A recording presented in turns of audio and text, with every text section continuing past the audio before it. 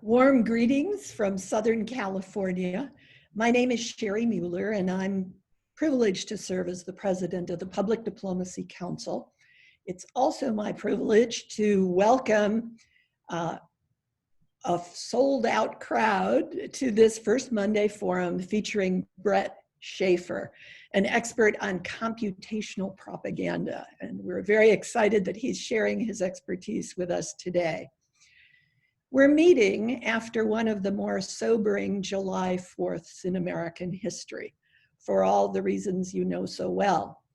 I'm glad that on a lighter note, many people had the opportunity to celebrate the holiday watching Hamilton. And I want to assure you, you are in the room where it's happening today.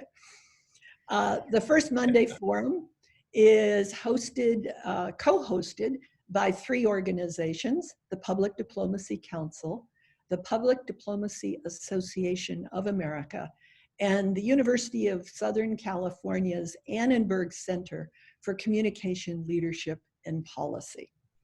In a few minutes, PDC board member Michael McCarry will be introducing our featured speaker.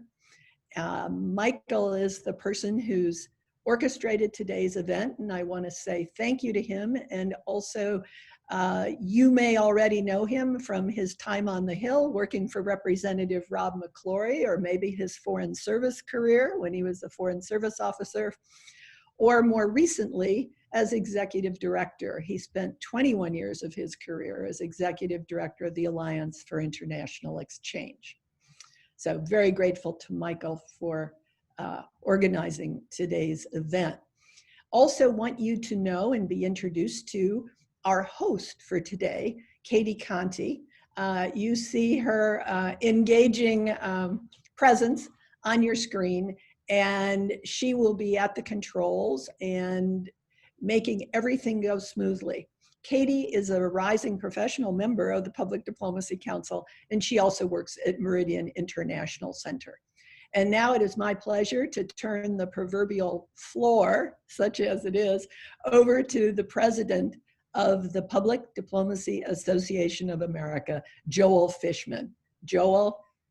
Well, warm greetings from Washington, D.C.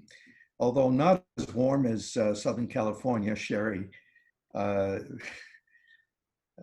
tells me it's still still a good deal hotter there than it is here. Well, greetings from, welcome from PDAA. And we, along with colleagues from PDC and USC, look forward to the day when we can again see you in person, to shake your hands, to be close. But we know that that day is not going to happen in the foreseeable future.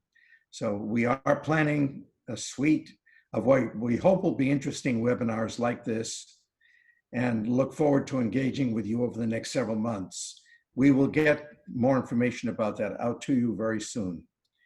And with that, let's sit back and enjoy this program with Bret Schafer. And I am honored to turn the program over to Katie Conti, who's at the controls. Katie. Hi, everyone. I just wanted to take a quick couple of minutes to go over some of our controls for today. So this is the Zoom webinar platform, of course, and I will do my best to make sure to spotlight the person who is speaking, especially our esteemed guest, Bret. If you would like, please feel free to say hello, voice any non-question comments, or talk about any technical issues that you might have using the chat box that can be found with a little speech bubble at the bottom of your screen.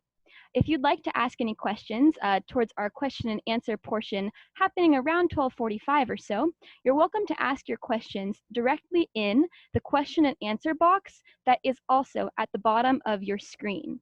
A separate window will pop up, and you're welcome to go ahead and type your questions in there. And after they've been asked, you'll be able to see those that have been asked. So please sit back, relax, and enjoy the show. I'm going to now turn it over to Michael McCarry to introduce our guest. Thanks, Katie and Joel and Sherry. And thanks to all of you for coming. It's great that so many people turned out. I think it's going to be a great session. So it's my pleasure to introduce Bret Schafer.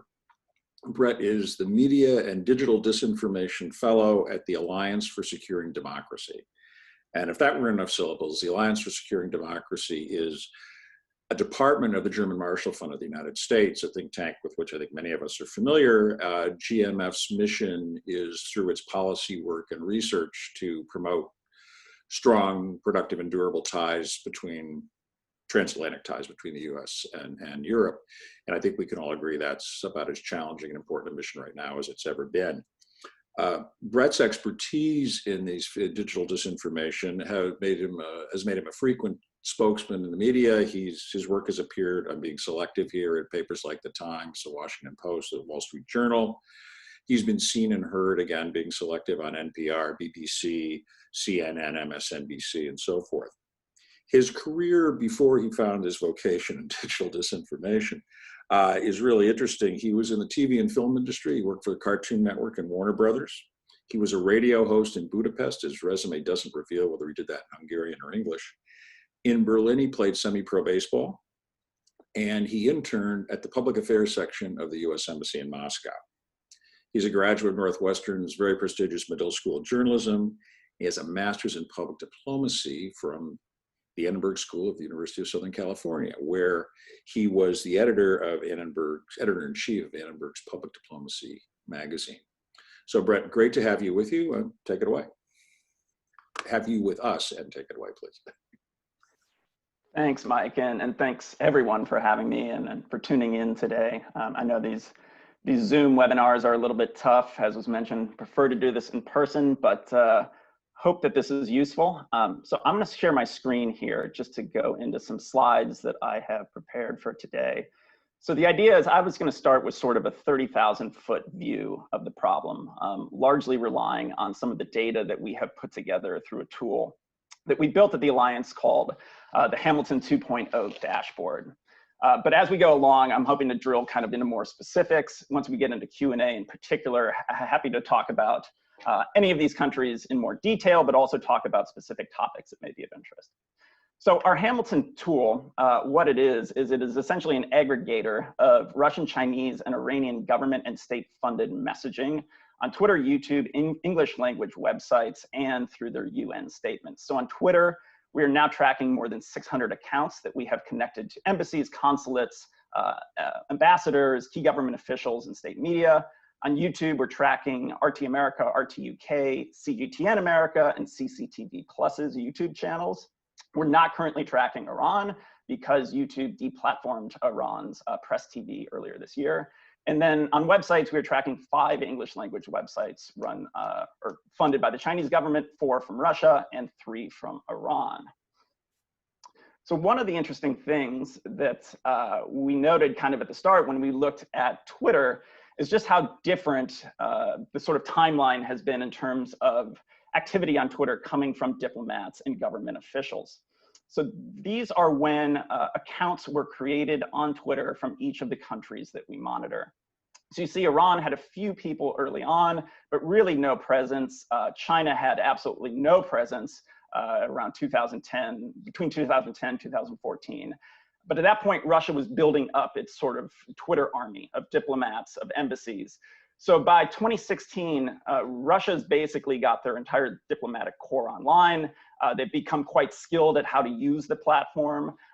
And some of their embassies have become sort of the frontline messengers for some of Russia's more kind of aggressive messaging. Around 2017, we see Iran start to come online. So 2018 is the huge spike. And we see a pretty clear correlation to when that happened, which was the American withdrawal from the JCPOA.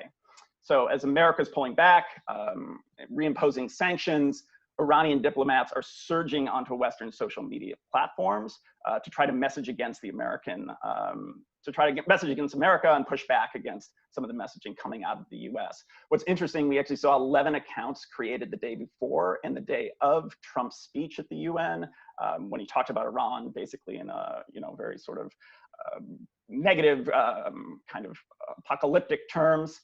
So Iran kind of came online in 2018. 2019 is when we saw China come online. And again, there's a very kind of clear connection to when they decided to get their diplomats online, and that's the protests in Hong Kong. So prior to April 2019, China had about 30 diplomats who had Twitter accounts. By the end of the year, that was up to nearly 100, and we've already caught about 37, or maybe it's probably more than that at this point, diplomats who've created accounts in 2020. So they have surged online, and we've seen this sort of huge change in how they've gone about their messaging after Hong Kong, but particularly we've seen around coronavirus. So what we're able to do on Hamilton is we track all of their messaging. So on Twitter, we can capture their hashtags they're using, the topics they're covering, the sites they're linking out to. So it's a way at any given time of sort of seeing what topics they're focusing on, but also looking at sort of longitudinal analysis to say, okay, here are the themes that they're going back to over time, but also here are kind of their key messengers and key accounts. So that's what we're looking at here. This is Russia's entire Twitter network, so media accounts and diplomatic accounts. These are their most engaged with accounts. So you'll see almost all of them are state-funded media. The only exception is their Ministry of Defense, which is at the 10 spot in terms of likes. This data, I should mention, is going back 120 days. One of the interesting things here is you'll notice RT Español is far and away their most liked and their most retweeted account. It has been every single day we've had the dashboard operational, and by a huge margin. But you also notice there's 2 other Spanish language accounts that are among their top 10. So Sputnik Mundo, RT Ultima Hora. So you've got, in terms of their most liked, their most retweeted accounts, 3 of those are targeting Spanish language audiences. When you look to China, there's a bit more of a mix in terms of state media and some of their diplomats that are their kind of key messengers. So at the top, you do have their state media accounts.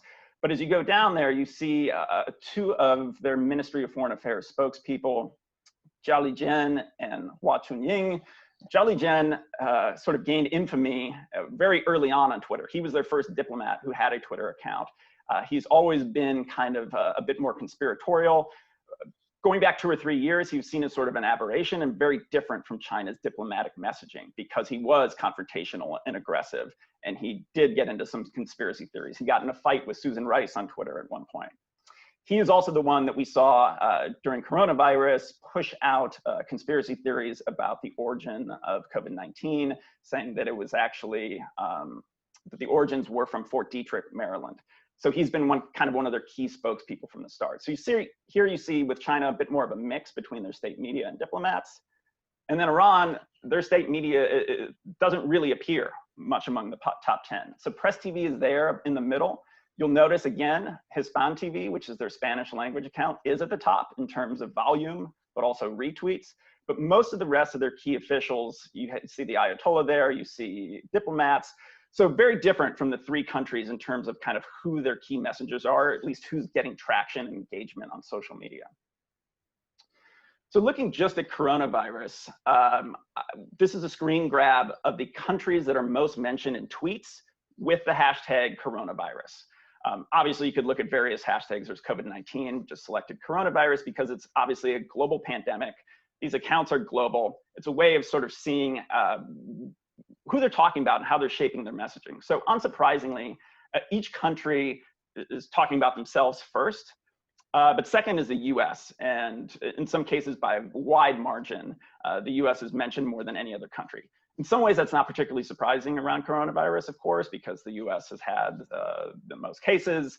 It has done quite poorly in handling the outbreak. But this is pretty typical, where we see the United States, regardless of the messenger, regardless of the country that's actually being targeted, as being either the most mentioned country or the second most mentioned country in their outputs. So what we also see when we look at retweet data, so this is where we look at like, who are they retweeting outside of their network? What are the messages they're trying to boost? We see a lot of amplification between and among the 3 countries. So you see this chart there where they're picking and choosing in terms of coronavirus, the narratives that are beneficial to the country. They're a little bit different. You see some nuance between the 3 countries. So Iran talks about the impact of sanctions, coronavirus, US sanctions as being negative, really hurting the sort of humanitarian efforts to cure the virus. Russia gets a little bit more into media bias that the others don't talk about, but you do see that where the circles overlap, and this is consistent, where they boost each other's messaging. So when we look at the top 20 accounts retweeted by each country, a lot of those accounts tend to be state media or diplomats from one of these three other countries. And I'd throw Venezuela into the mix again also. They're sort of the fourth spoke of the wheel there. But we also see a lot of amplification of domestic voices in targeted countries.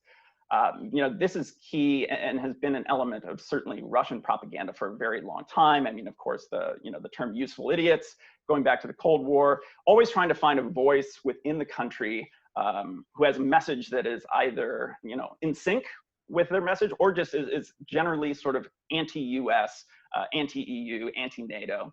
So we see them quite often boosting activist movements. This is the area that gets very uncomfortable, frankly, because this is often hijacking legitimate movements. So Black Lives Matter, Yellow Vests, we'll see these countries jump on those movements, of course, because to them it makes the US look bad. It's a way of sort of sowing division in the country, but it also, and where this gets a little uncomfortable, is a way of times of trying to delegitimize movements. So we saw that in France.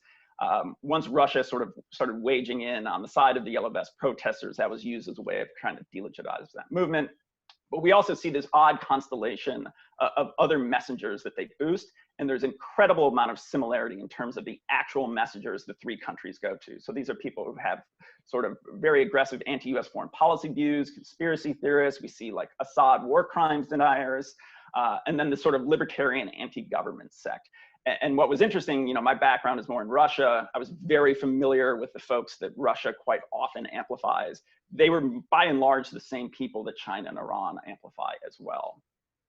So one kind of specific example of this, this goes back to late last year around the Hong Kong protests. So that's a US filmmaker named Dan Cohen. He was appearing on a site called Soapbox, which is part of Maffick Media. So Maffick Media presents itself and its sort of affiliates as being kind of a left-leaning, digital savvy network of American voices.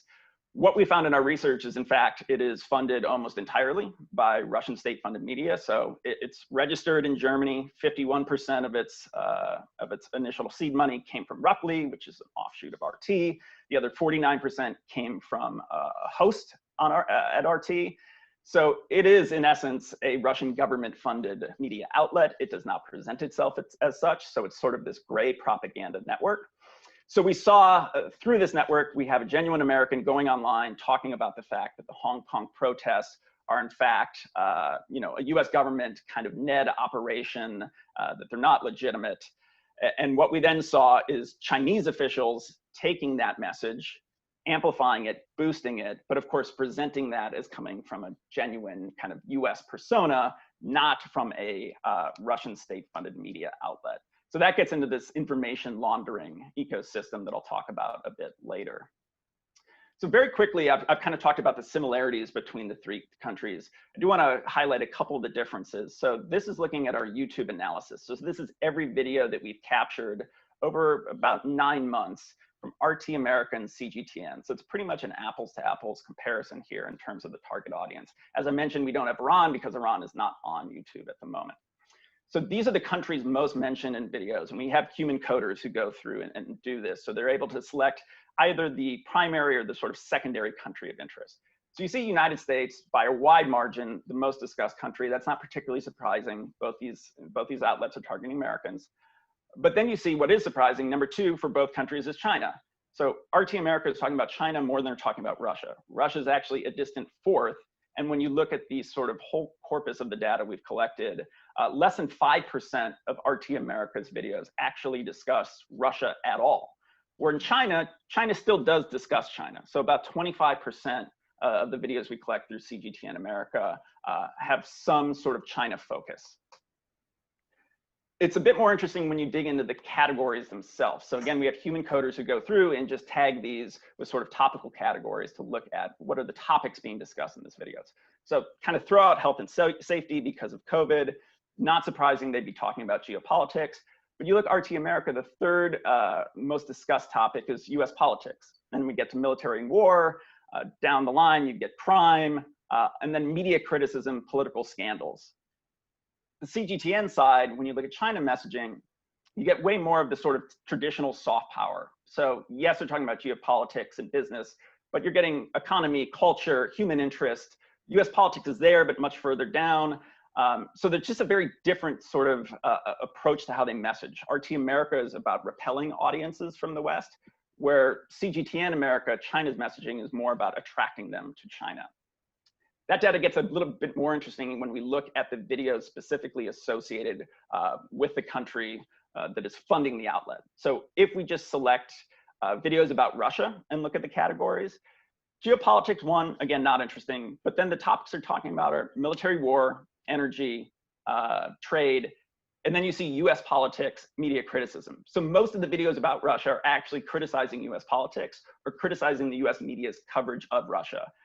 Of the entire kind of collection of videos we have captured across our entire, I think it's about 6,000 videos, 6 discussed politics in Russia, which is just sort of shocking. And then when you look on the China side, again, it's a very different story. It's more soft power. So yes, geopolitics is there, but you have culture, you have human interest, you have Chinese politics. So it's a bit more about explaining China to the world as opposed to just essentially painting a negative image of the US. So then very quickly, I did want to talk about the information laundering ecosystem and where these state media accounts fit in that. So information laundering, this comes from a paper I wrote about 3 years ago with a former Treasury official. And what he had noticed is that there's a lot of similarities between how money launderers have to work or have to integrate their money into a legitimate banking system and the way disinformers have to work a piece of information into a legitimate Western outlet. So in the same way that if you are a drug kingpin, you can't just sort of show up at a Bank of America with $10 million and not expect questions to be answered. If you are a member of Russian intelligence and you hack Joe Biden's email, you can't just walk into the New York Times with that sort of cache of emails, or you especially can't run it through Sputnik or RT where their fingerprints would be all over it. So we see the same kind of process happening with money laundering. Of course, if you start with dirty money, you have to place it into the banking system. So we talk about placing it on a shell or a shelf company, then you layer it. There's a thing called smurfing, where they have a lot of kind of low-grade transaction just to move the money around to clean it. And then you can kind of integrate it into a legitimate bank. With information, it's a similar process where first you have to place it somewhere online where it is distanced from its point of origin. So it's usually an anonymous Twitter account, of course, the Guccifer 2.0 account we saw in 2016, or it's one of these gray propaganda outlets that don't have a direct connection back to the Kremlin. But then you see this process of layering it, so moving it further away from its point of origin. So that's where we see Twitter bots come into play. So high volume posting on other sites, posting on other platforms. So you'll see Reddit message boards where it's posted. And then this is where the state media will come into play, where Sputnik and RT will comment on something that is already out into the information ecosystem. And then once they do that, once it has been so distanced from its sketchy point of origin, it then can be layered and integrated into Western media, who are now often covering something that is completely distanced from its original point of origin and totally distanced from an intelligence operation, for example.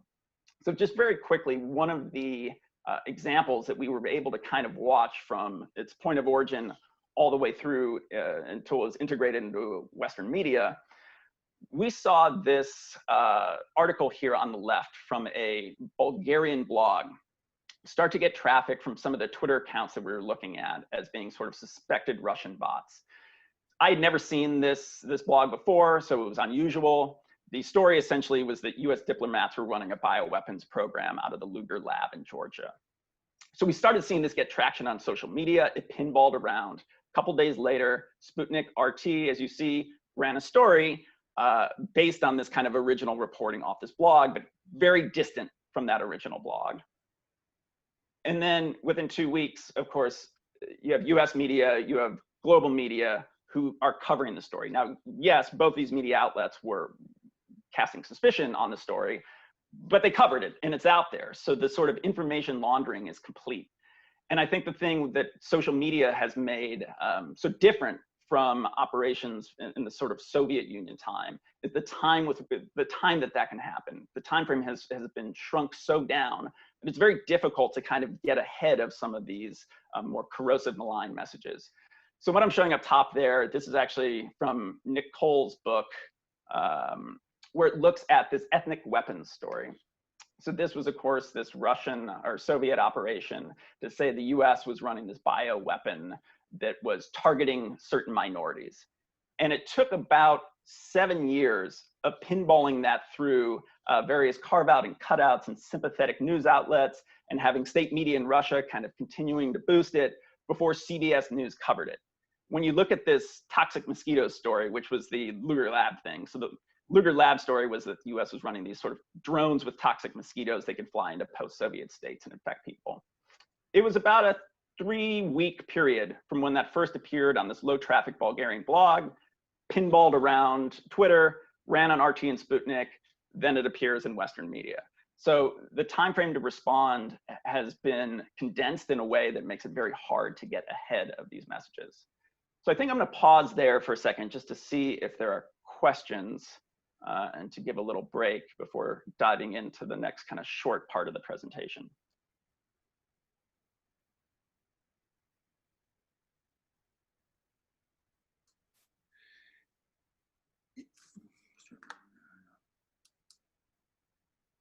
Yeah, Bret, could I ask a question? Sure. How do you, this is fascinating how this is all done. How do you assess the impact? The impact question is incredibly difficult. And most of the impact assessments I have seen, I think, are problematic, to say the least. A lot of the impact looks at, and I know I started by showing this, engagement metrics on social media. So how many likes, how many retweets, what was the reach, how many people potentially saw it. I think that's frankly a very poor way of judging impact, because a lot of people seeing something does not mean it was well received. It doesn't mean it was seen by particularly influential audiences in a way that a tweet that gets almost no engagement could be the point of origin and the source of a narrative that then jumps outside of the networks we look at. And then the sort of information laundering ecosystem comes into play, where you see something that the original had no impact whatsoever, but it jumps out of that network and then becomes something that's problematic. So that's why the impact question is just hard. I don't have a great answer to that question, other than I'm wary of some of the research that has been done that has tried to quantify impact based on engagement metrics on social media. Okay, thanks. So I did want to just briefly kind of change track here and get to, this is more the perception hacking part of the presentation. So what we've covered so far, this is really just kind of traditional white propaganda, public diplomacy, whatever you want to call it.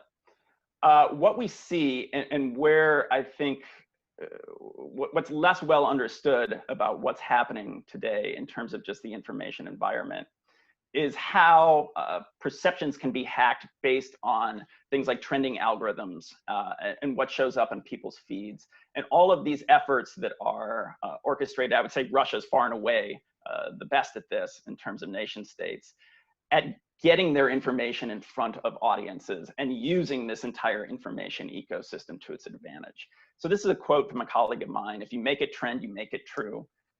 A lot of what Russia does particularly well isn't necessarily messaging, it's distribution. You know, as Mike mentioned, my first career was in Hollywood, and like the dirty secret there is it didn't matter how good your film was. It mattered if you got it into a suburban theater. Obviously, it's a little bit different now. So it matters if you get it onto Netflix or someplace an audience is likely to see it. Is just as important, if not more important, than the message itself. Russia gets this, and they do this very, very well.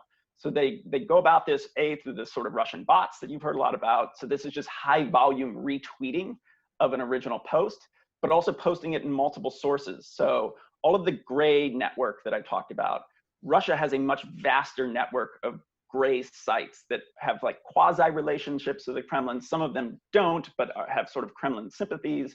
So posting it in multiple places on multiple platforms, repeating it over and over and over again, and filling data voids. So data voids is a concept that a think tank called Data and Society actually created. And the definition is, so search terms for which the available or relevant data is limited, non-existent, or deeply problematic. So what that means in practice is a search engine works particularly well at organizing information when they're pulling from a vast library of credible information. So if you search for something related to World War II, you're probably going to get pretty good results because the search engine has seen those queries a bunch. They have a deep sort of library of information to pull from. And over time, machine learning has gotten better, and they're gonna surface for the user generally pretty credible information. Where search engines start falling apart is where there's a data void. There's just not much to pull from. So essentially, look at it as you go into a library, you would ask for a librarian about a book on a topic. If they have 10,000, she has a pretty good library from which to pull from, will get you the best book. If there's only one, she's going to give you that one book on that topic, and that's what a search engine does. So in a breaking news environment, for example, when credible media has not had time to post stories, a lot of times you get this very suspect, very problematic sort of first reporting that will show up at the top of a social media feed because there's nothing else there. Russia also strategically targets data voids. So topics Russia cares about that the rest of the world does not care quite as much about. So think about the white helmets, issues in Syria, Eastern Ukraine. They basically carpet bomb search queries or keywords within articles to make sure that if an average user just searches for, and I will show, white helmets, you end up getting Russian messaging at the top. So this is from about 2 years ago, a year and a half ago maybe. Google has gotten a little bit better at tweaking their algorithm so this doesn't happen as much. But I just ran a neutral search for white helmets, and 2 of the top results I got are Russian state-funded media, and the third is Mint Press News, which is American, but it is very pro-Kremlin and has a sort of anti-American view on foreign policy. So essentially, all 3 of the top results when I search white helmets are giving me a pro-Kremlin point of view. Similar for Nord Stream 2. Again, 2 of the top 3 results come from Russian state-funded media. Then on YouTube, YouTube was even worse. YouTube has been a disaster for a while for this. I searched this actually when I was in the UK. So searching Skripal. So Sergei Skripal, who of course was the former Russian intelligence agent who was poisoned in the UK. This should not be a data void in the United Kingdom on YouTube at this point. When I search for it, I'm only able to show you the top 3, where 2 of the top 3 come from RT, but I think 8 of the top 10 videos I got searching for Skripal gave me a Russian source. And same thing when I tried it a week later in Germany, 3 of the top 4 results come from Russian state media. So just as important as the messaging itself is getting the messaging at the top of a search engine, because if you are not on the first page of a search engine results, you might as well not exist. The data is just sort of shocking in terms of click rate if you're not on the first page. It's like 95% of queries, users will click on what shows up in the first page. So they have totally gamed the distribution system and how the internet really works. And then so my final point before kind of turning this over to Q&A, and one of the things that concerns me going forward is, going back to 2015, 2016, we really had to worry about the Russians to being able to manipulate conversations just because they had this whole infrastructure set up. They were so successful that it has created this entire marketplace for manipulation. So what you see on the screen here, these I found all through Google searches. So if you want to know how to manipulate Google, you just Google it, and they will give you companies who will help you game results. So they'll give you fake views, they'll give you fake followers, they'll give you fake posts. It gets a little bit more expensive down the line, but they will actively troll a person for you. So now you have this entire, called a black market, but it's not a black market. It's an open market of manipulation, which means you don't need to be a nation state. You don't need to have a nation state budget. You need to have a few $1,000s and some bad intentions.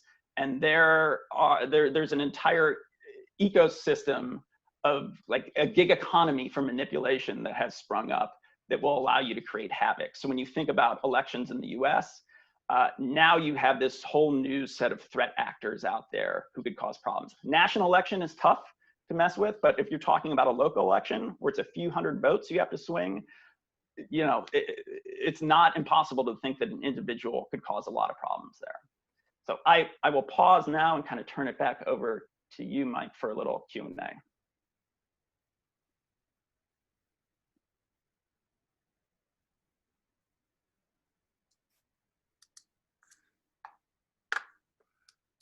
Okay. Actually, Katie, do you have the questions? I do indeed. Okay.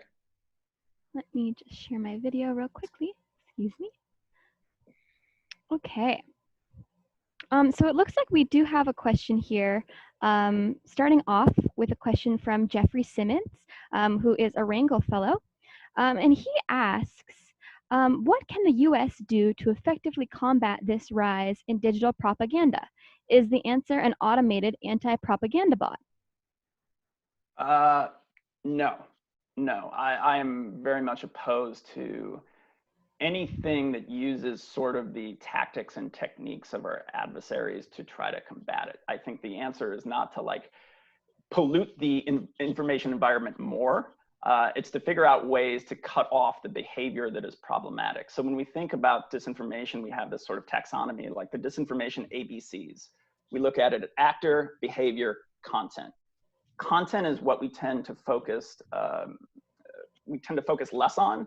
I mean, yes, we track content, we track narratives, but in terms of solutions, because we don't want to get into censorship, we tend to not look at content-based solutions. We look at behavioral solutions. So I think the answer to that is more sort of aggressive policing of platforms to minimize automation, malicious automation. Some automation is acceptable and totally fine and has beneficial purposes. Cutting out sort of some of the tactics that are used, the behavior that's used, but also going after the actors themselves who are consistently abusing platforms. So some of this is the responsibility of the Facebooks and Twitters and Googles of the world. Some of it, I think there's actually a law enforcement component here. So whether it is a nation state or one of these for-profit disinformation companies, they are actively engaging usually at some level in consumer fraud. And we've seen a couple cases to date where state attorney generals have gone after some of these companies under pre-existing laws. So you're not creating, new sort of digital bot laws, whatever, going after them because they are manipulating consumers. So using things like impersonation. So when Russia goes online and pretends to be a Black Lives Matter activist to push out sort of divisive messaging, this is kind of behavior that gets an impersonation. So it's breaking some of those laws depending on the context. I mean, it's a tough case to make sometimes, but the platforms, all of the platforms now ban impersonation. So I think we need to be going after the behavior, not trying to combat it, doing the same thing that they're doing. A, because I don't think we'll do it as well. B, I just think it makes the information we're seeing less reliable and less credible, and it adds just like more pollution into an already polluted space. Absolutely. Now, we have a question here from Eric Gomez, who asks about the other side. How do state actors react to a bad impact? For example, when the Chinese government had to walk back several accusations about the lab conspiracy theorists made. Have you seen other examples of such walkbacks, or are they kind of rare? They are very rare. Russia doesn't care. This is where Russia and China are a little bit different. China still cares about its reputation enough to take blowback seriously at some level, where Russia does not apologize. Russia will just spin up a new narrative. So when you look at things like MH17 or Skripal, I mean, Skripal is a great example. Russian narratives were blown out of the water. And the response was just to keep doubling down on different narratives. So you just see them throw more and more stuff out there, keep attacking the messenger. Once UK intelligence identified the two GRU members who were in the UK and they appeared on RT, I don't know if people saw that. I mean, it was a total disaster when RT tried to put them in front of a camera and explain why they were there. The response was no response. Just, you can't trust the UK, you can't trust the US. Look at Iraq, look at Afghanistan. So China and Russia are a little bit different. I haven't been tracking Iran long enough to know. We of course saw Iran have to walk back some things around the attack on the Ukrainian airliner after the Soleimani strike. But that's really, I mean, they were again kind of caught and cornered and had to do it. But it's rare, honestly. The Chinese conspiracy theory around. And I would say that they haven't even walked that back because we continue to see it. So yes, there was some quasi apologies. The U.S. ambassador, the Chinese ambassador to the U.S. kind of distanced himself from it. Since then, we've seen 60 tweets mentioning Fort Detrick coming from Chinese state media or other diplomats. So they walked it back and then they walked forward 10 steps. Absolutely. And going along with that, Matthew Wallen asks, while Russia, China, Iran have managed to get their false messages out there through bots and other other venues, research from MIT indicates that it's actually real users who are actively spreading the disinformation at a rate far higher than their original sponsors. Matthew asks, how do we better discourage people from helping these actors spread these messages in the first place?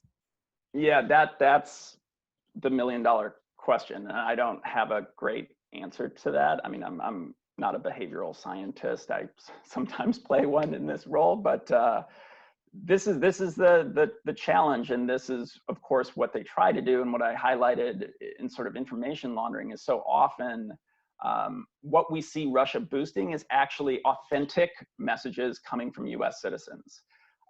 So even if you wanted to get into the world of trying to shut down RT, which I'm totally opposed to, it wouldn't do much because most of the messaging we're seeing Russian trolls spreading originated with US citizens. So yes, they're kind of throwing gas on the fire, helping spread it. Sometimes they kind of shift it in a different direction. But the big shift that we saw going back to, again, 2015, 2016, Russian trolls out of the IRA, when you look at the 10, 12 million tweets that we now have, they tried some stuff on their own. They tried to create narratives from scratch. Most of them flopped.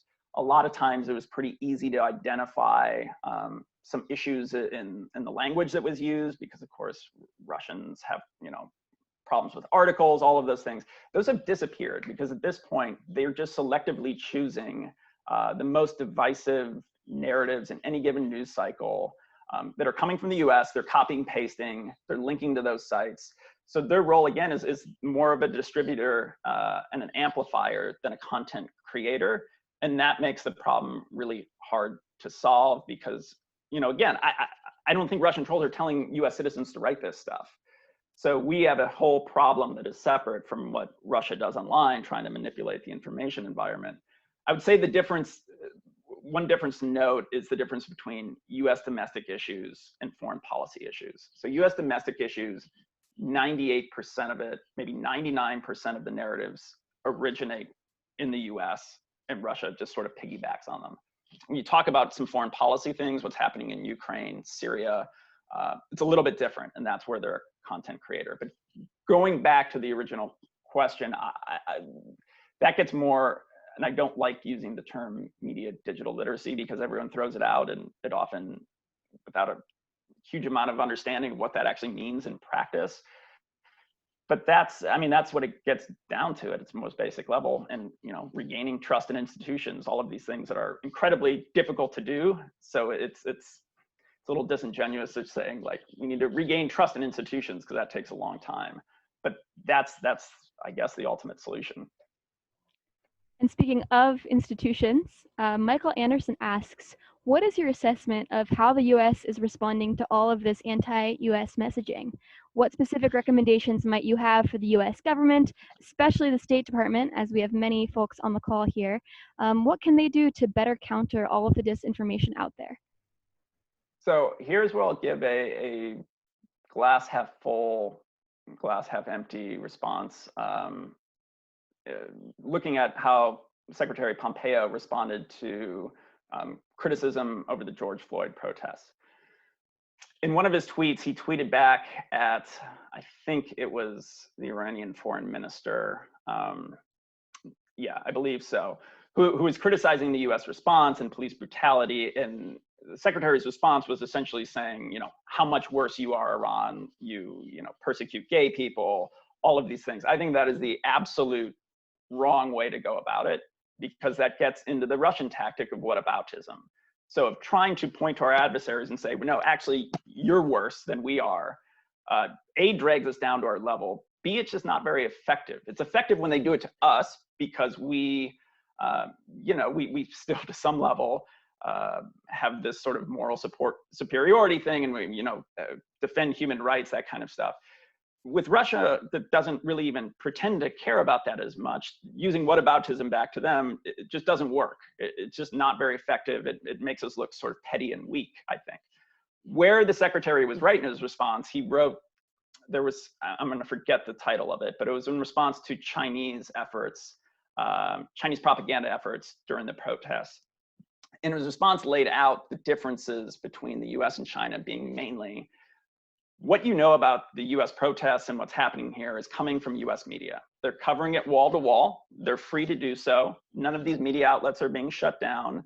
You can see US citizens going on US state-funded media, which I've done. I was on VOA China last week, criticizing the administration's response to the protest, but also talking about the fact this is, of course, is where there's a huge difference. And I think we need to keep highlighting the sort of structural strengths in the US and not get into this, blame game of who's worse, and continue to say, the US does a lot of things that should be criticized on the global stage, most of which global audiences learn about because US citizens, US media outlets cover them. As our China analysts used to say, when is the last time you heard about something the Chinese were doing negatively that came out of CGTN or People's Daily or one of their state-backed networks? It doesn't happen. So I think we doubled down on the strengths of our sort of open society, our free press, our First Amendment rights, and not get into the, well, yeah, we may have problems with police brutality, but look at your brutality. I don't think that's an effective strategy. Yes, that's definitely true. Now I'm going to combine two questions here that we have. First is from Tony Wayne of American University and the Wilson Center. He talks about speed. Speed is so important in going after false information. And he asks, what are some best practices among our allies, among other Western governments, among other governments that have to deal with disinformation? What are those best practices for countering disinformation flows? And who would you say does it best? And then I'll start with that one and we can go on to the next part afterwards. Speed is what we don't do well. Quick response does not sort of define the US government. And this is where Russia has a distinct advantage, because at this point they've essentially deputized their diplomats, their media to just lean into things and respond quickly. And if they make a mistake, as I said, don't apologize, just double down on it, skip to a new narrative. Where on the US side, as anyone who's worked in an embassy knows, to get one tweet out, takes 3 people looking at it. I'm exaggerating, but there's so much risk aversion to making a mistake that it makes the speed of our response just inherently pretty slow. I actually talked to someone who's more on the sort of information operations kind of military side, whose quote was, and I'm paraphrasing, but essentially, it's easier for us to launch a missile strike than it is for us to send out a tweet. And he was being somewhat sarcastic, but I think the point there is just that the US government is quite slow in how it responds, because it doesn't sort of deputize its diplomats on the front line to just respond quickly and nimbly. The governments that do it well, the UK is better at it for sure. The UK seems to kind of integrate things in a bit better way. Our sort of Baltic allies are quite good. I mean, they've dealt with the Russia threat for a very long time. But having been over to Lithuania, their tracking and understanding and knowledge of how to respond quickly to things, I would say, is far superior to what I've seen in the US government. Like they understand how quickly messages move, the platforms where if a message lands, it's a real threat and they need to get ready to respond. I don't think we're quite there yet. I mean, Global Engagement Center is getting there, but I think we're inherently stuck with the problem that our officials are risk averse and will not want to respond before it's signed off by someone 2 or 3 floors above them. Yeah, it's definitely a challenge, that's for sure. Now, from the other side, we actually have questions from some of our members of the audience that are asking about the platform's response, who embedded within the platforms, perhaps their speed might be even better. So David Robusto, a graduate student from Carnegie Mellon University, asks, you mentioned that part of the responsibility for policing this behavior does lie on the platforms, YouTube, Google, Facebook, etc. Especially now with Facebook labeling content as coming from state media actors and other things that Twitter and YouTube and the platforms themselves have been adding in, do you think that the platforms are doing enough as it is to combat the disinformation? And if not, how could they be more incentivized to do so? The incentivization is a great question, because right now their incentive, honestly, is bad press and maybe getting dragged in front of Congress, but they don't really have a great business incentive to clean up what's happening on their platform, particularly when some of these things do get high engagement and drive traffic and things like that. I would say of the platforms right now, this is surprisingly, because if you asked me this question in 2016, 2017, I would have reversed this. I would say Twitter right now has been the best recently at responding to this threat. Partly they have been the most open with their data, giving it to third-party researchers like us, where Facebook, nobody outside of Facebook knows what's happening at Facebook. Google's the same, honestly. Google is lucky in a sense because they're not really a social media platform, so they've somehow kind of stayed on the periphery. But as I showed, Google search results are a huge target. YouTube is a huge target. They've just had a little bit less focus, but we have no idea what's happening on Google, YouTube, or Facebook, because Facebook and Google don't share their data. Where Twitter, when they take down content, they will release it to the public, they'll release it to researchers. They've leaned into the problem a bit more, where back in 2017, they were the biggest problem by far. They weren't trying to really do anything. They were saying that there was no issue on their platform. So what do the platforms need to do? I do actually like Facebook's thinking around the problem. They've kind of coined the term coordinated inauthentic behavior as a way, again, of going after the behavioral problems, not the content itself. So looking at things like these sort of spamming operations, setting up pages that don't accurately represent who's running those pages. So Facebook, all the companies are doing something. They're doing a lot more than they were doing 2 or 3 years ago. What I don't think they're doing particularly well still is sharing information between and amongst each other. So we have often seen where Twitter will take down a network of accounts tied to Iran, and we'll see affiliated accounts that are in those bios still active on other platforms. So much better information sharing between the platforms. So they said most of these things very specifically run multi-platform operations. And right now the information sharing, it's gotten better, but it's not at the place it should be. And then, so one of the things we've recommended is having kind of better integration with government officials, but in a way that obviously protects anonymity, but having sort of a hybrid threat center, a fusion center for social media content. So as a way to respond more quickly, to look at cross-platform problems, because just inherently you're going to be siloed. If you're at Facebook, you're looking at Facebook problems. You're not seeing what's bubbling up on Reddit and 4chan, which is usually where they start before jumping to Facebook or to the other platforms.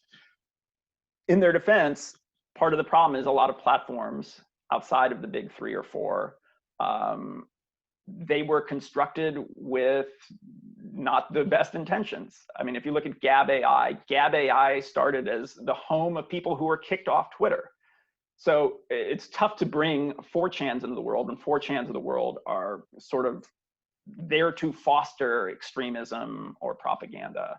And that's where we've seen a real problem, because for obvious reasons, they don't want to share information with those platforms. But if you're not looking at those platforms, you're missing all of the stuff that's bubbling up.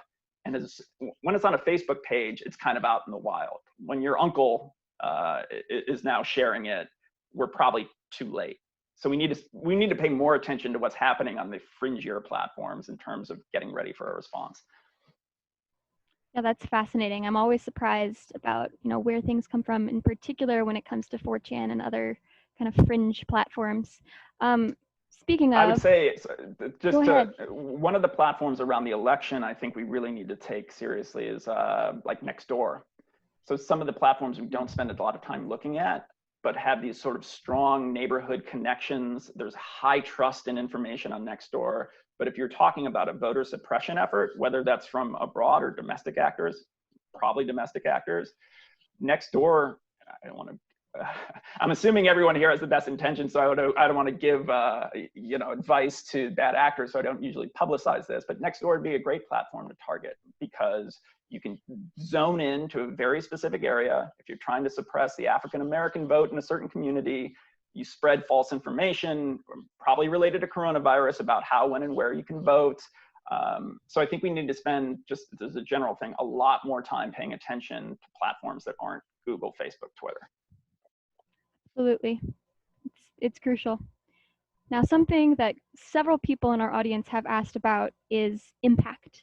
And how can you measure success of efforts such as the Hamilton Dashboard and other US government efforts, as well as from the other side, how can these bad actors, non-state actors, disinformation spreaders, how do you think they're assessing the impact or the success of their efforts?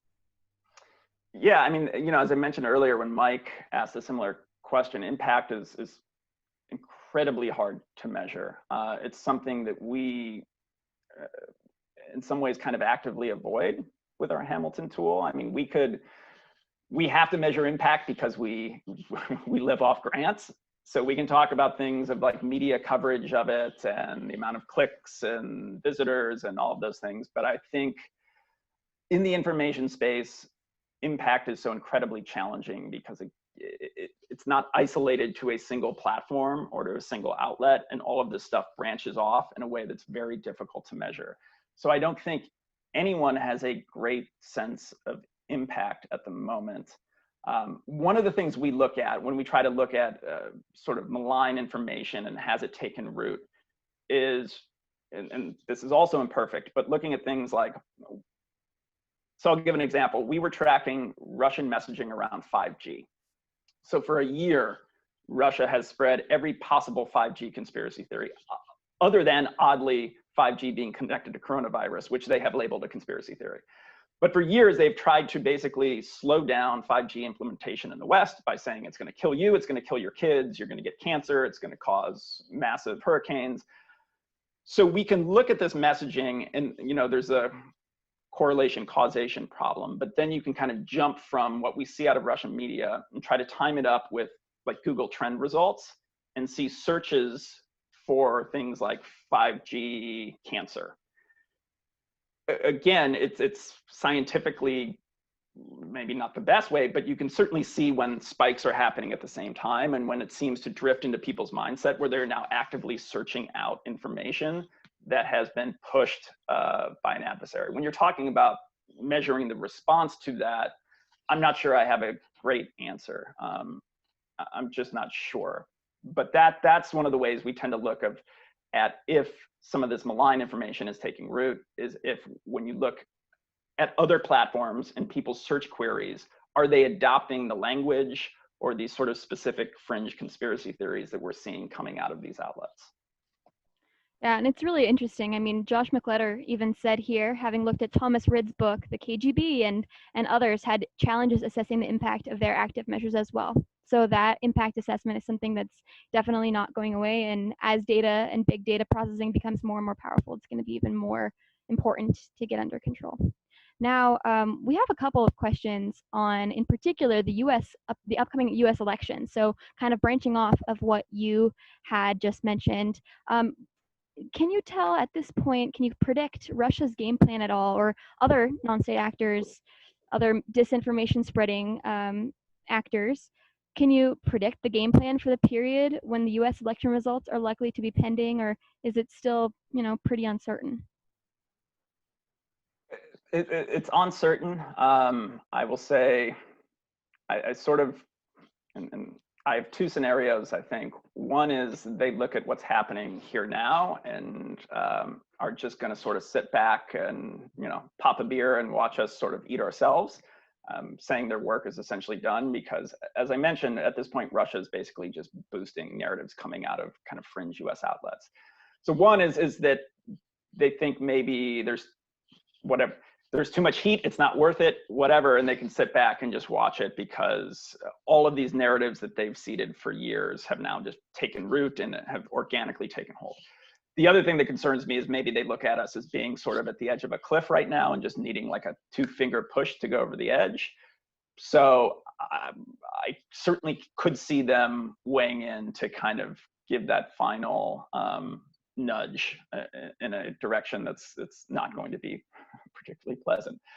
I think when you look more broadly at disinformation threats to the election, you know, we look at it three time spaces. One is what's happening now. One of the things we've always tried to stress is if you start looking at threats to the election a week before the election, you're way, way, way too late. You know, the question we get all the time is like, what is Russia, what is China going to do with the election? What they're doing is what they're doing now. It's what they've done for the last 4 years. It's planting all these seeds and these narratives. You know, the same reason a candidate doesn't start campaigning a week before the election, the same reason, a disinformer doesn't just like pop up 2 days before an election. Like now is the time to start if you're trying to change people's opinions or if you're trying to seed narratives about the election being rigged. So you have that, you have the election day itself, which of course is always a bit of a concern, although frankly to me is less of a concern than before. And then especially this year, the after. I'm very, very concerned about what happens after the election, specifically because with COVID, the vote totals are going to come in slower this year. You're going to have all of these mail-in ballots, so we're likely not going to get a result on election night. And in that space in between, I think you're going to see domestic and foreign actors who are playing with a lot of the narratives we've already seen pop up around election rigging and voter fraud. This is going to be particularly problematic, I think, in states that are toss-up states where you're going to see the urban vote come in slower. Just because there's more votes to count, you're going to have more mail-in ballots. So you'll see early results that likely are going to look one way and then are going to start changing as the urban centers come in. And I think that's going to create fertile ground for a lot of these disinformation narratives that, again, we've seen pushed by politicians and the president. But we'll see foreign actors jump on if they see an opening. So to get back to the question, I don't know what the Chinese or Iranians or Russians are going to do. I'm way, way, way more concerned about domestic players this time around. I'm very concerned about voter suppression efforts. I mean, this stuff we've seen obviously for 100 years, but some of the things that we saw in 2016, like the vote by text or vote by tweet campaign that Russia didn't create it, but it helped spread. It likely didn't have a huge impact in 2016 because most voters have gone to the same polling place for many years. They know the process. This year, when everything is going to be changed, when the status quo has been upended, sending out a campaign that looks like it's coming from, you know, an official political party saying, "Hey, be safe, don't get COVID, tweet in your, tweet in your vote, send your ballot here." Postponing election day because of COVID threats. So I think there's a lot of concerns this time around, again, specifically because COVID is going to create a huge opening because everything, anytime there's a change to the status quo, that is an opening for a disinformation campaign. Yep, a lot to consider going into this fall. Now we do have a question here from Holly Ratcliffe that goes a little in a different direction, but it's, I think, something really important to consider. Do you see misinformation campaigns coming from non-state actors as a real threat to security, in particular when it comes to extremist recruitment? Someone else in the comments asked, the State Department has a Global Engagement Center that actively fights to combat disinformation by state and non-state actors, but what about the real security risks? So are we talking about the real security risks as being like hard security to election infrastructure? Or I'm not sure exactly. It seems like we have a couple of different questions. One in particular on the election infrastructure, and then the other in particular on disinformation circles when it comes to extremist recruiting. So extremist recruiting is something I haven't researched extensively. It obviously sometimes touches on some state-backed campaigns, but I'm probably not qualified to talk about the more kind of extremist world of mis and disinformation and recruitment happening there. Again, other than the thin sliver that tends to overlap with some of the Russian messaging we see. In terms of like hard infrastructure security threats, again, not totally my area of expertise. So I'm not sure I would have a great answer. I mean, I know DHS and CISA and the people who look at election security, they are obviously very concerned about infrastructure. My concern related to infrastructure and actual like security threats there is more in the information space, because the more that we cover the fact that election infrastructure itself is not secure, it can be hacked, it can be manipulated, the more it plants doubt in people's mind. So my approach to the problem is dealing more with journalists about how to cover the topic, because coming out with a story 2 days before election day saying, you know, which happened in 2018, I forget which outlet ran it, like the vote has already been hacked essentially, because like there are all these problems, it's so vulnerable. That again just starts chipping away at people's confidence, and it makes it so incredibly easy if you see a county that, you know, flips 10 points from where it was in 2016 to say, hey, you know, Russians hack this. Like, Russians don't need to hack an election to hack our perception of the security and reliability of an election. So I tend to look at that more as like a information problem. So that's not a great answer to the question, just because I'm not a kind of hard election security expert, and I'm definitely not a kind of extremist expert. Yeah, and that's definitely all right. You've given us so much food for thought here already. Now, I think I'm going to ask my last question at this point, because I know we'll be planning on ending around 1:15 or so. But of course, Bret, you mentioned you're able to stick around at the end after Sherry gives our formal closure if anyone else would like to continue the conversation. But the last question I'd love to ask is a combination from Donald Bishop and Janice Mandel, asking, first off, what can individuals do to help? And second, what are the prospects for educating? How can schools, professors, even, you know, public diplomacy efforts aim to improve disinformation literacy? So the first question I love, and is a great one, because I think there's a ton of personal responsibility that goes into how disinformation spreads. You know, as I mentioned, the ultimate goal, if you are running a Russian information operation, is to get a real American to pick up that narrative and start spreading it on your own or on their own, because then, again, going to the sort of information laundering, you become that source of information for your network. So as soon as, you know, I pick up on a Russian narrative that I see on some far-flung blog, I don't do due diligence to track sort of the credibility of it. I go onto Facebook and say, hey, have you heard about this? Now everyone in my network has seen it. Some of them may trust my opinion, some not. But again, I become that source. So then it gets laundered and it gets kind of woven into organic conversation. So it's jumped out of anything that the platforms can look at as being inauthentic. So there's a ton of responsibility for individuals to triple check when they retweet what the source is, you know, where this information is coming from, that kind of thing. I think most people on this call would obviously already do that. But I think the other thing, and this is what I talk about, the people who look more at the, I've talked to a lot of civil society groups who are who look at the election, so kind of who do voter drives, that kind of thing. The need to, it's sort of a cheesy term, but pre-bunk the information space. So instead of debunking, instead of having this sort of reactionary process of waiting for false information, then trying to combat the false information, which every sort of social psychological study has shown not to be particularly effective for multiple reasons, pre-bunk the space with reliable, credible information. So I'm going to talk just about the vote, but if you are kind of a voting rights activist, be on your social media feed and aggressively push out accurate information about the election, when it is, where it is, how you know, alternative voting options. So you're kind of meeting the supply, or I should say the demand curve for information with a supply that is reliable, as opposed to waiting for a malign supply or a less reliable supply, and then trying to fix the problem.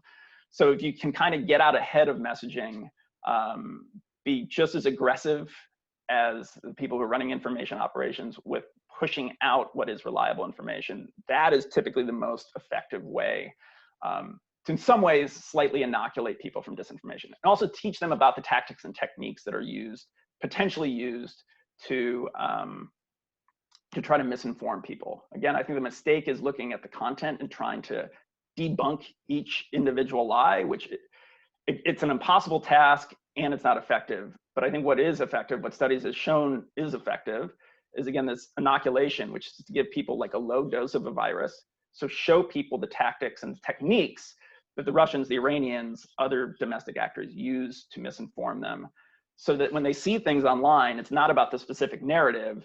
They have a bit more of an understanding of the ways in which manipulation happens. Search results, for example, understanding why things show up at the top of your feed, having a better understanding of that. And then to the second question, more to the sort of public education, this is always a tough question, because if you look at it like in the now, what do we need to do from an education standpoint? I think the mistake is we look at this as being something we need to put in schools and schools alone.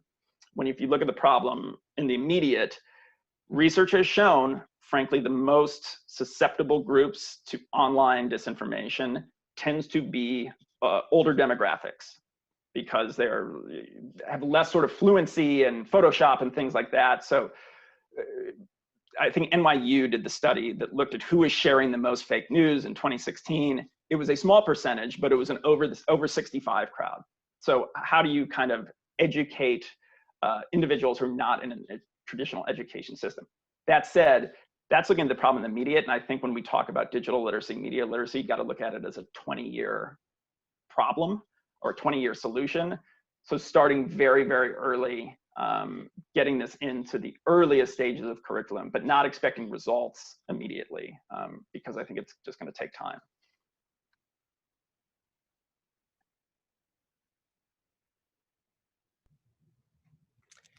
Bret, thank you so much. I really appreciate the perspectives you've given us. And also, I want to thank everybody in the audience for your excellent questions. Katie mentioned that Bret will be staying around until 1:30. And I know there are excellent questions that we haven't had a chance to get to, which I think is a tribute to your presentation, Bret. I do want to tell you, we don't have the PDC cookie for you, but I will be sending you some note cards of photographs that I took within 2 blocks of where you got married at the Miramonte Hotel here in Indian Wells. So it's just a token, small token, but it comes with a very large thank you for educating us all in this critically important topic. I want to remind our audience that the August 1st Monday Forum will feature USC professor Jeffrey Cowan, and he was formerly head of the Voice of America. He'll be talking about everything from Willis Conover to public diplomacy in general. So with that, we are formally adjourned. Special thanks again, Bret. And Katie, I'm going to turn it back to you to keep the questions coming. Thank you so much, Bret. Thank you. Sure thing, Sherry. All right, so I now want to go to a question from a fellow, one of our rising professional members of the Public Diplomacy Council, Carla Cabrera, who also had, if I am understanding this correctly, she was just in the United States under a Fulbright grant, and she's been doing some fascinating work. Now she asks, first off, she says, thank you for this great presentation, and asks about what you mentioned in the Spanish-speaking audiences. She was wondering if you do research on the audiences that follow these accounts, as she too has noticed a heavier presence of Russia and Spain and was not surprised to see RT on Espanol on top. But she was wondering if most of the audience of these this messaging might come from Spain, or if it's based in other Spanish-speaking countries. No, it's a great question. I haven't done in-depth audience analysis. My sense is looking at the content. It is not just Spain. There's a huge focus on Latin America, Venezuela in particular. You know, to some degree, why RT Espanol does quite well is it's just a huge footprint. I mean, you'd expect it to do better than RT Deutsch, just a lot more people, a lot more countries that it's covering. But the fact that it sort of outperforms RT, like a 2 to 3 to 1 margin was shocking. And the fact that there was also Sputnik Mundo and RT Ultima Hora up there. It's a question I'm looking into actually with a Univision reporter. I took 4 years of high school Spanish, but my Spanish is awful. So I'm not really the best kind of person to research that area. I just don't have the regional expertise to know. But it's one of those things we noted from the start that that was surprising to me, that I was not expecting to see RT Espanol. And as I mentioned, it's not just over time, it is every single day. If you look at the most engaged with tweets, RT Espanol will have 8 of 10. So they just completely dominate. And that was something that was surprising. So it has been something on our radar for a long time. We are actually just trying to team up with people who have the expertise, because I just do not have the regional expertise. There's a guy in Colombia named Javier Laseca, who's done pretty good research into disinformation in Latin America and Spain. But going back to the original question, I think it's a little bit of mix of the Spanish audience and Latin American audience, but the content itself, and I haven't done incredibly in-depth analysis, but it seems a bit more targeted to Latin American issues. Again, Venezuela in particular is kind of at the top of the chart when you look at their messaging. It's fascinating. A few others in the comments and questions have asked, where else in the world besides China, Russia, Iran have you seen a lot of disinformation coming from? I personally remember learning and being so surprised that there were disinformation farms in North Macedonia back during the 2016 elections. But Michael Schneider asked if you've seen instances where these things come from very remote places such as the Lok Sabha in India. I haven't seen that. Maybe just off my radar. The one I would note is, again, Venezuela. Venezuela has a very significant kind of trolling operation happening, to the extent that actually when Twitter first took down the networks of suspected Russian Internet Research Agency accounts, they mislabeled a significant amount of them as being Russian, which they later amended to say that they came from Venezuela. So there's like a sort of hand in glove kind of connection between Venezuelan operations and Russian operations. A lot of that is domestic, but I think Venezuela also messages externally as well. I mean, if you look at domestic, the Philippines, Duterte has always had his kind of what he calls the keyboard army. And most of that, though, is domestic focused, although the Philippines is a place where we consistently see these sort of for-profit troll farms operating, because you've got people with very good English skills. You know, it's sort of low-cost work base there. So you can go to the Philippines and find companies who you can sort of tour their plant as if they were, or tour their troll farm operation as if they were like a car manufacturing plant. I mean, they operate out in the open. And then always, you know, Central Eastern Europe, there's been a fair amount of coverage of what's happening there. As you mentioned, the sort of Macedonian teenagers running fake news shops. A lot of that is just more clickbait. You know, it got a ton of coverage, but I don't think there was some coverage early on of Russia being more involved than I think they were. I think that was teenagers who figured out that was a way to make a lot more money than they could make working at a cafe. So those would be the areas. Oh, I should mention that this is an important point I forgot to mention earlier, actually. One of the ways that they are now evading detection, talking about the Russians, is that they are setting up sort of these outposts. CNN has covered one in Africa, several in Africa, but in other countries, particularly the countries where they are engaging in the disinformation campaign, because of course, the #1 sort of signal intelligence a platform would use was to be looking at like IP addresses and where phone numbers are registered when you're signing up for an account. And if your entire operation is based in the country where you are running that operation, that obviously masks all of those things. But I think we've seen some of the African Russian troll farms that have been covered a bit in the media also do have an external focus in terms of their messaging. And it's just a way, again, of kind of evading detection, because everyone is looking for these signals that we saw in 2016, 2017 to clue people in that it's coming from St. Petersburg. But now they're not coming from St. Petersburg. They're sort of offshored their disinformation operations. That's fascinating and also pretty scary.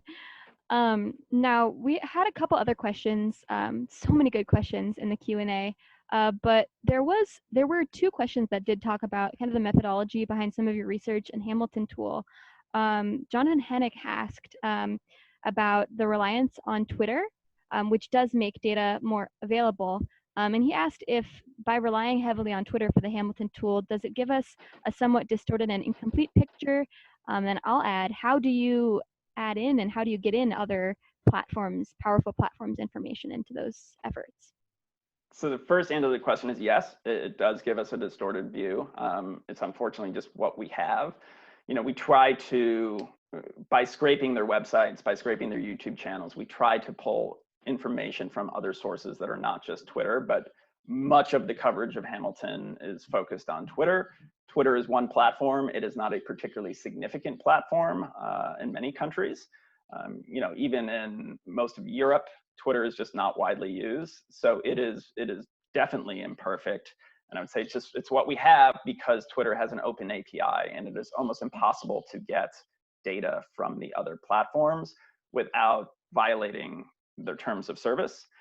So yes, I would agree with the kind of premise of the question that it gives us a little bit of a distorted view.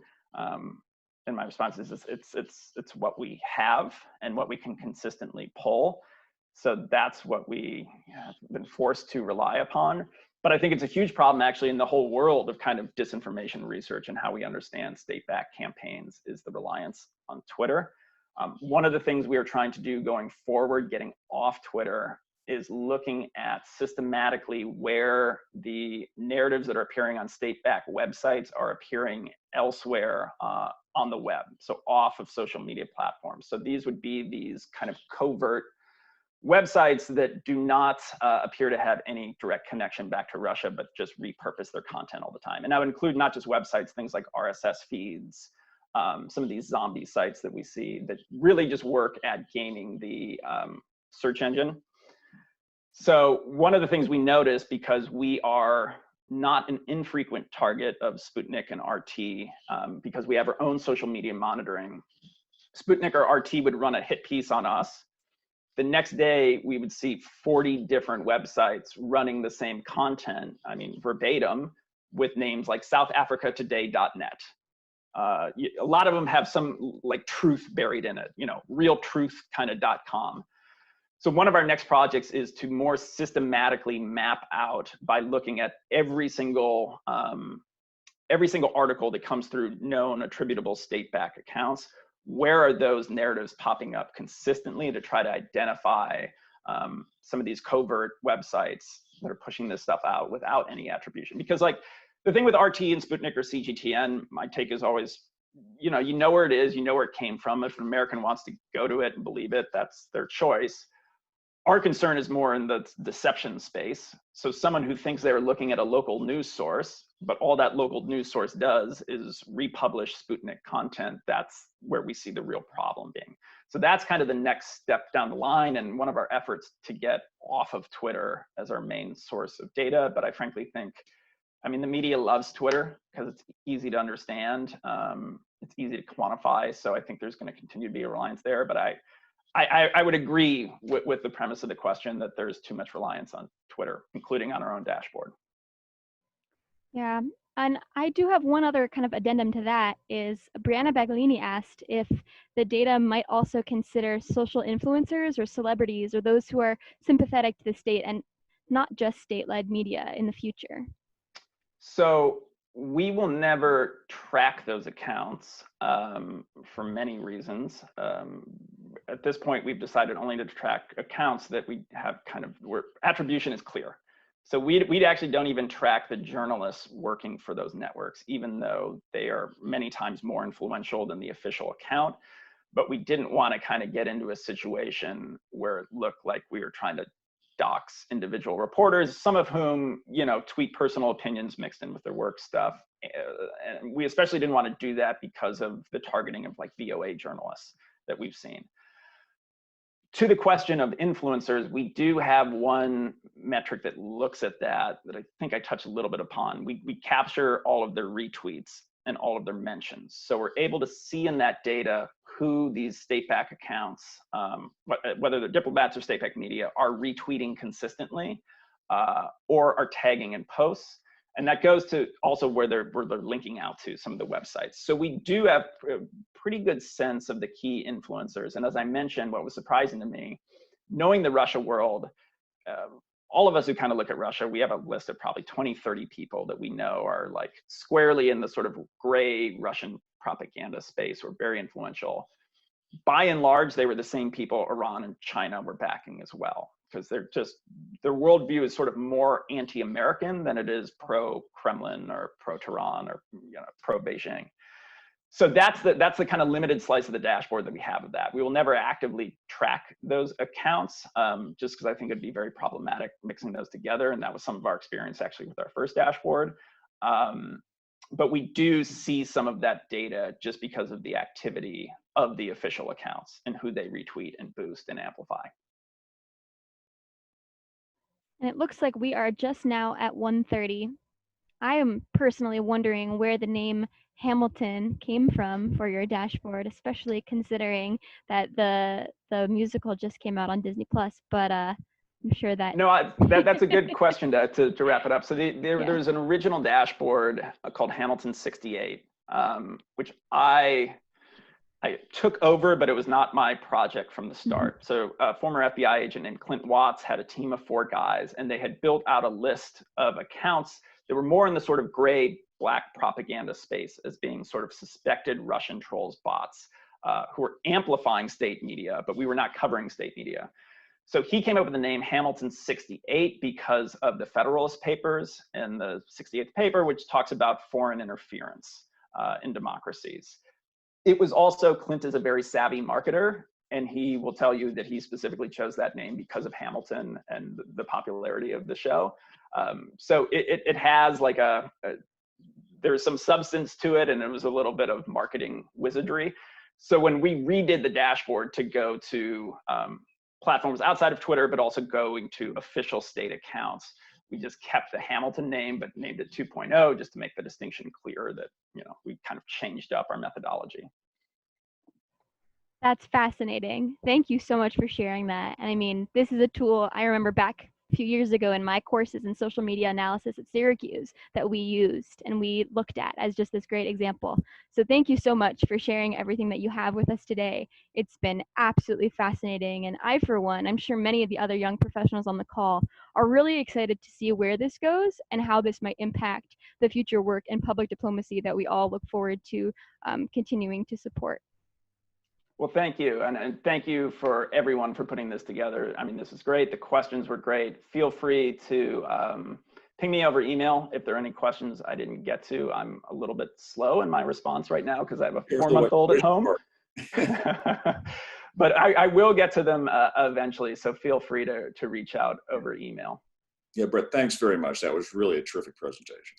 Thanks, Mike. Appreciate it.